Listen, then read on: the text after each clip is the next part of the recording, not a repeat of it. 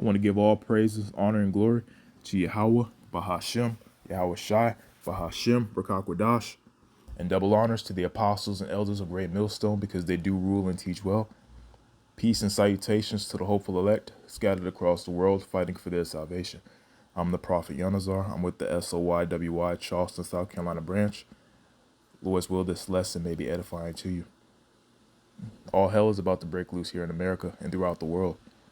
We are definitely living in the end days. And for those of us who are paying attention, our job is now to prophesy and report on these matters. And this country is greatly divided, and we're seeing it more and more every day. That's why Yahweh Shai said, "No kingdom divided against itself shall stand," and it makes sense. You have the Republicans on one side, the Democrats on the other side, the Bloods versus the Crips, whites versus blacks, men versus women. There's too much taking place in this country right now for America to stand strong. And ever since America was established, the Lord had already decided this place was going to go out horribly. It was pretty much divided from the get-go. And everything that you see is taking place is all a part of prophecy. America's going to go out by violence because it was established by violence. And I'm going to get a few precepts. This is going to be a short lesson. This is Mark chapter 3, verse 24, and it says, "And if a kingdom be divided against itself, that kingdom cannot stand. And if a house be divided against itself, that house cannot stand. And if Satan rise up against himself and be divided, he cannot stand, but hath an end." I'm sick and tired of people portraying an image like this is the greatest country of all time and that we will never fall. I'm here to tell you, listen to what I'm fixing to say, because America itself, aka Babylon, is fixing to fall. But Ryan, we have more guns in this country than actual people. We'll never fall. You mean the same country where people are working 3-4 jobs and working 100 hours a week to not even get by anymore? They're damn near next to homeless. Oh, you talking about that country where everybody's on some type of medication? You can't even turn your TV on without seeing a commercial of some type of medication being shoved down your throat.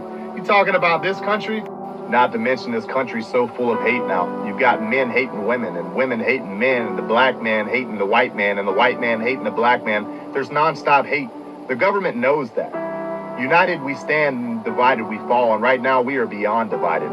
I call it the 3 Ds. Distract them, you drug them, and you divide them, and the whole country's over with.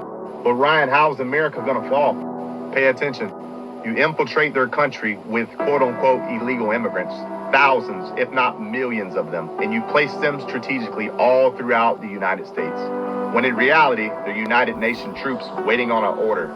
You label them on the news as illegal immigrants so that nobody in their country freaks out when they realize there's a whole nother military in our country right now.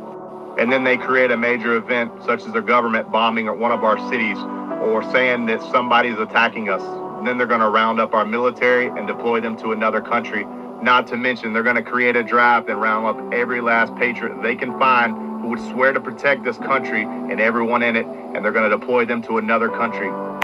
Once they do this, it's easy breezy. They deploy the United Nations troops to go door to door, such as they done in the 1940s, and all throughout generations, governments have always destroyed their own people. They know they have to do this because America is a lot harder to take over than every other country because we're armed to the teeth. I just want you to know when the United Nations comes door to door, they don't have good intentions for you and your family. Understand this. They will tell you, come with us. We're here to take you to a safe place and your family to a safe place, such as they did in the 1940s with the Jews. They told them at first, get on the train, we're taking your family to a nice camp. But nobody knew that they were like sheep going to a slaughterhouse. The stage is being set, folks, for the Antichrist to rise.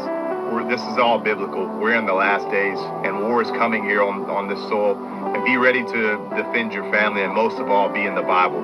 Stay away from worldly things. Don't get caught up in worldly things.